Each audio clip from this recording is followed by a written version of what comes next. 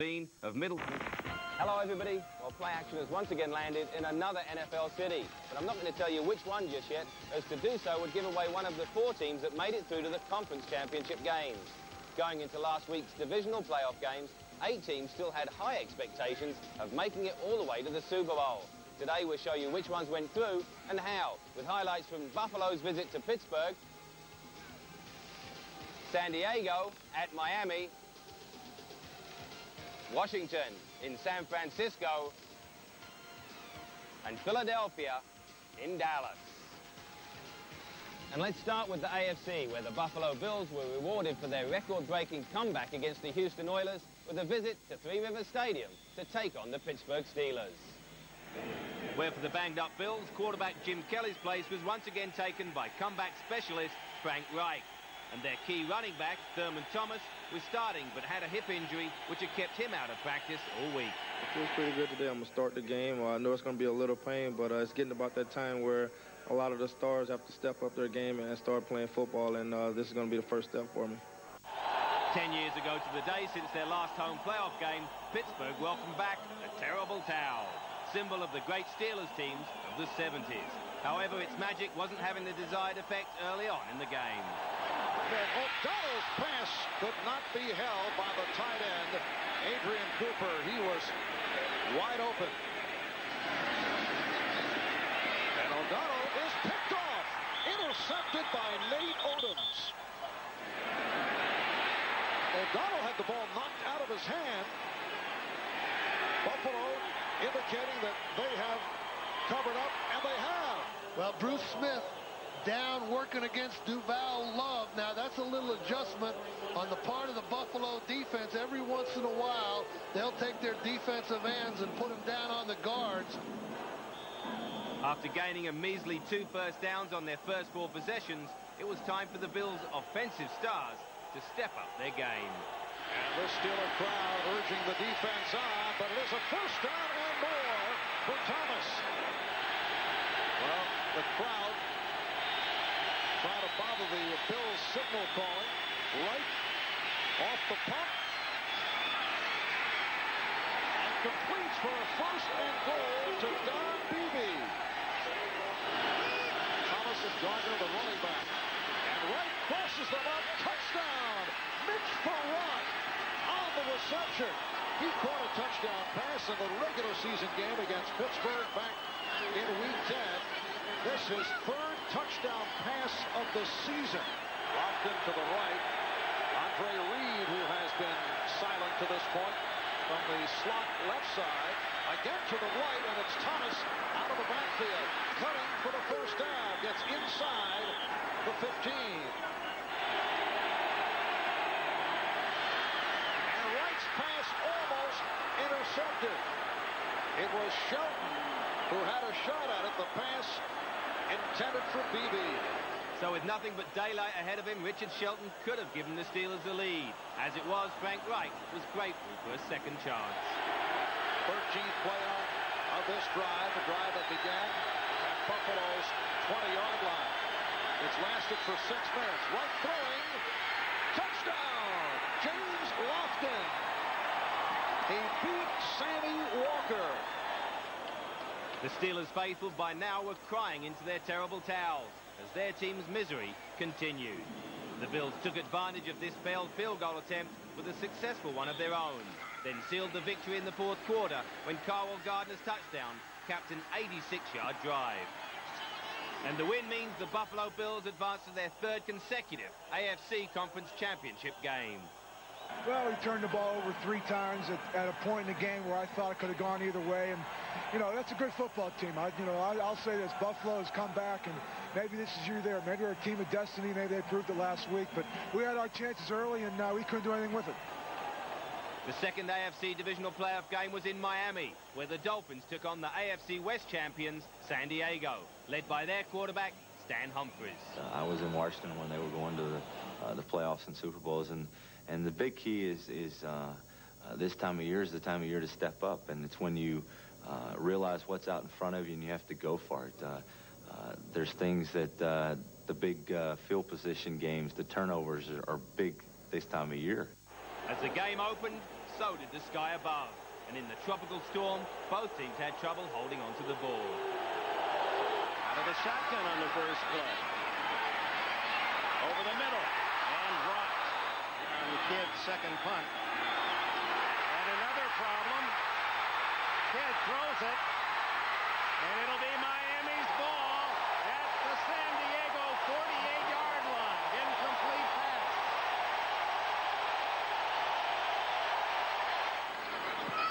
That's Clayton, a bobble. And Clayton kicks it out of bounds.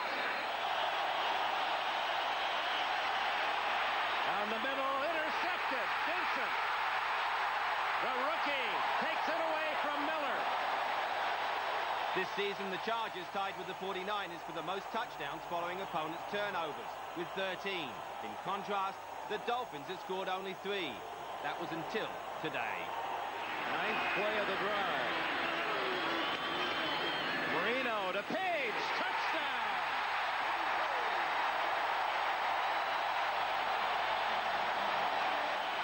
Good protection. Intercepted, Troy Vincent again. Number 2 for the rookie. Nate Lewis is the intended receiver. To this point, the receivers for San Diego have not responded. Ball thrown behind him, though. You got to put that one on the quarterback. Now it's Miami going to work. Another Vincent interception. And the completion, Marino to Duper. It'll be first and goal, just inside the 10.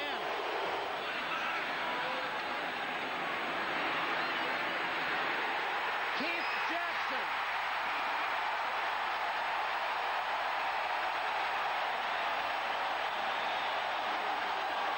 One minute to go. Humphreys intercepted. Brian Cox. Oh, the rookies are really showing their stuff for Miami in this first half. On second and 10. Charger defense looked confused. And there's Jackson. Touchdown. Oh, my.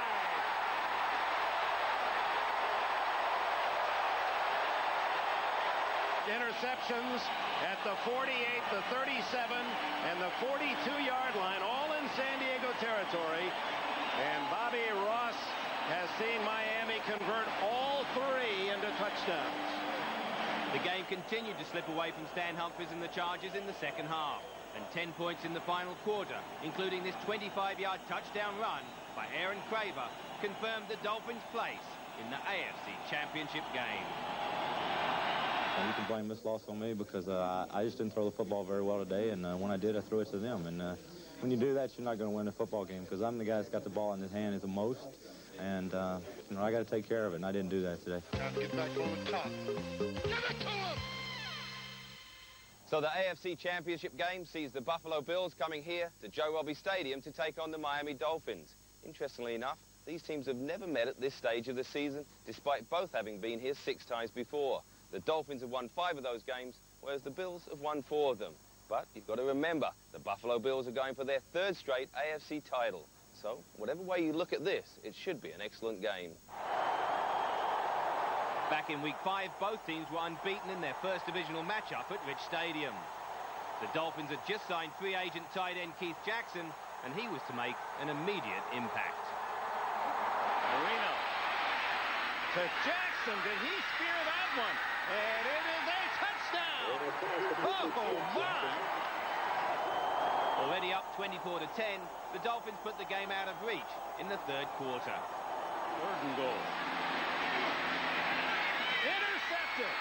It is Lewis Oliver again. Does he have a touchdown? Kelly can't get him. Lewis Oliver all the way. It was only the Dolphins' 2nd victory over the Bills in 12 games, and they were only too happy to rub it in.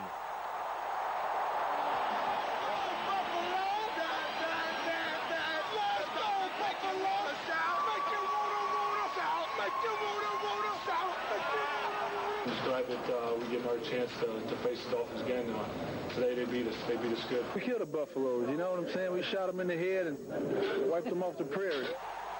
The Dolphins' taunting provided plenty of ammunition for the Bills for the rematch in Week 11. However, it was Dan Marino who came out firing. Staying 10 for 10. First down, 19-yard line.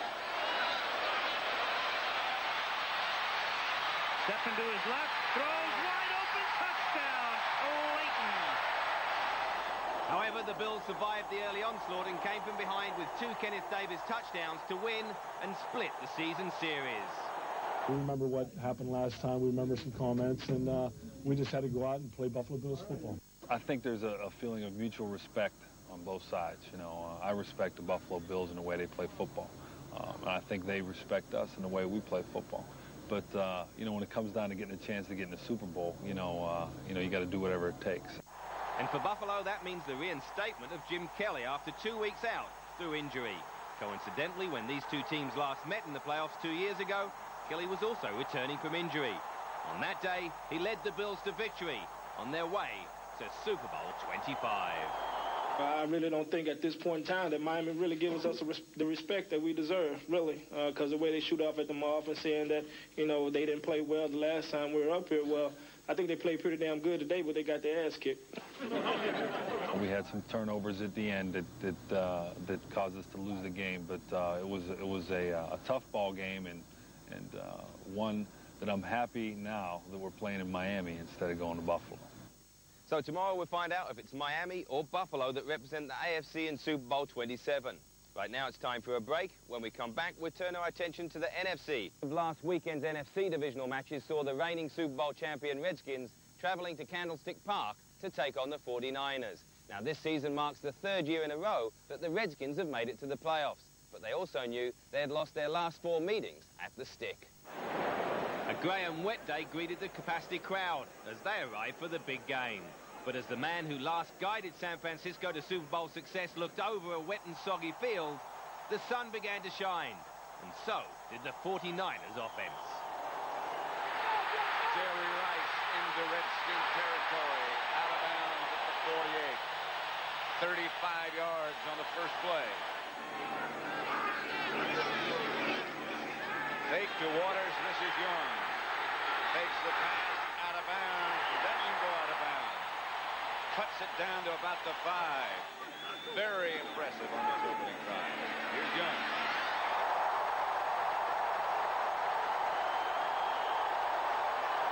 It's a bootleg again. It's the same play that he had just run the play before on. You see it just goes right through A.J. Johnson's hand.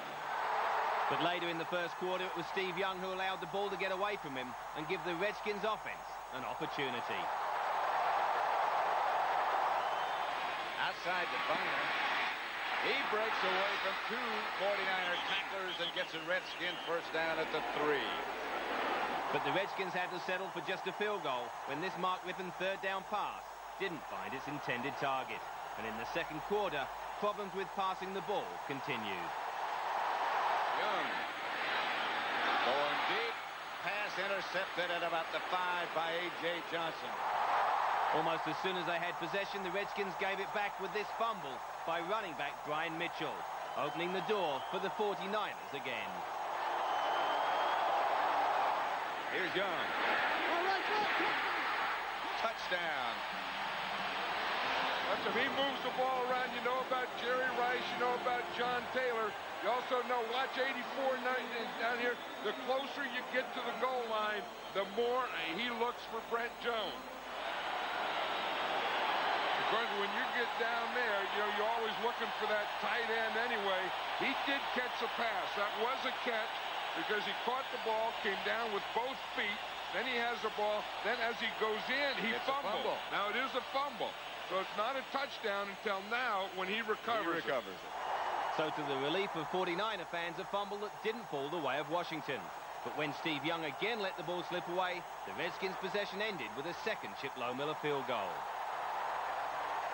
And then to the dismay of 49er fans, Young made a 3rd fumble later in the quarter, giving Washington possession and another opportunity. Now the Redskins back in that zone again. This is Biner. Biner to the 1. That was the last play of the 3rd quarter, and the 4th started with this Mark Rippon sneak touchdown. San Francisco then extended their lead with this Mike Coper field goal. And so the pressure was on the Redskins as it came to a 3rd down in their last drive of regulation time. protection is good. The pass is incomplete. Through the hands of Ricky Sanders. It would have been enough for a first down. Mark Rippon breaks him out of the huddle. This is the Redskins' season. 4th and 17. They need a first. 41 seconds left to go. Rippon, all the time in the world. Better get rid of it. He does. Incomplete. Middleton had it go right through his hand. Rippon couldn't find anyone to throw to. So the Super Bowl champions are out, and it's the 49ers who go on to the NFC title game. It was a game, like I say, a lot of mistakes. They made a few, we made a few.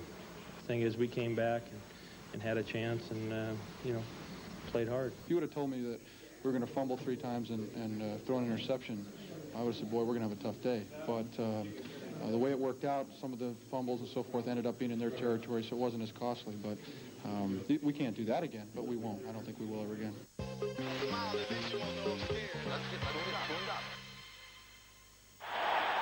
Philadelphia against Dallas at Texas Stadium had all the makings of a classic quarterback confrontation as Troy Aikman faced up to Randall Cunningham. Early on, Jimmy Johnson saw his Cowboys fall behind to a Roger Rusek field goal. But from the ensuing kickoff, his team took the initiative. That one takes a high bounce, and Delvin Martin has it for 13. Got some room. Tackle from behind. Scott Kowalkowski got him. Aikman, with time, goes right for Novacek. Big catch. That's enough to move the chain. 3rd and 9. We're in the first quarter of play. Trap play. Emmitt Smith. Perfect call by Norval Turner.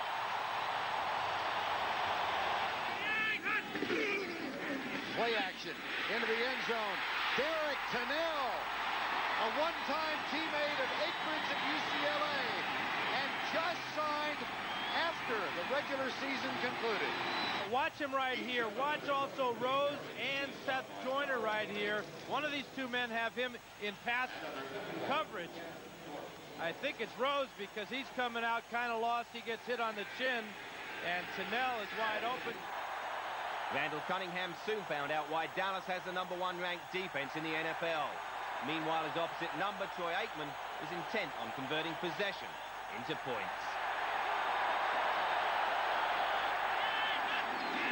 Aikman looking left all the way. Fires, caught, touchdown, Novacek.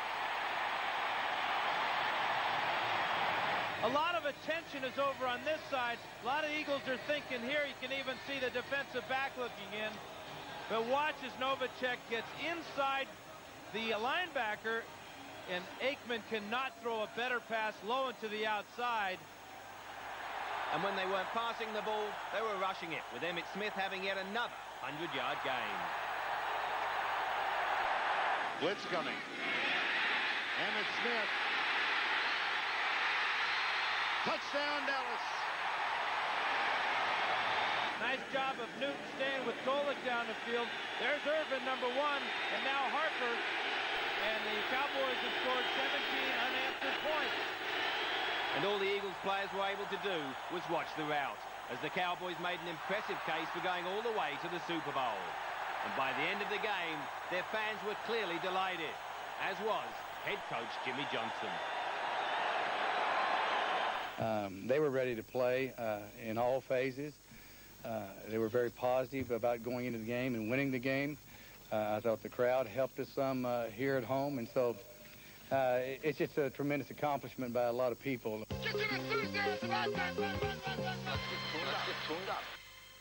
At the beginning of the season, many of you picked the Dallas Cowboys and the San Francisco 49ers to make it to the NFC Championship game. But now for the difficult part, who's going to win? And if history's anything to go by, it's definitely going to be tight. It's 11 years since they last met in a championship game. On that occasion, the Cowboys led the 49ers 27-21 with less than a minute left as a young Joe Montana threw the ball, and Dwight Clark made what is now simply known as the catch to give the title to San Francisco.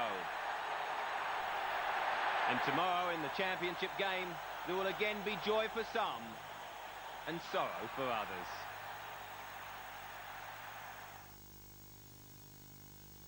You are one game away from the Super Bowl.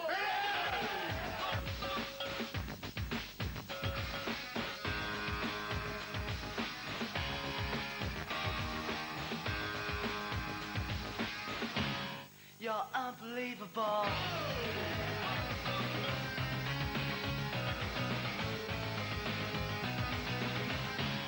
You're unbelievable.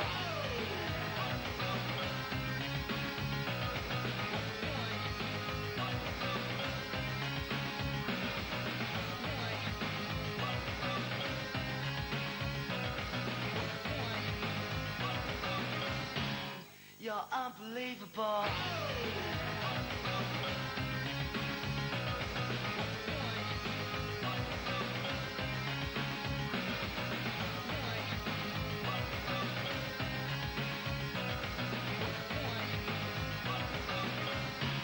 You're unbelievable.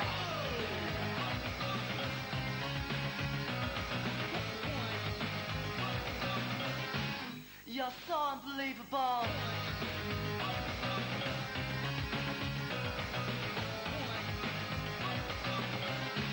You're unbelievable.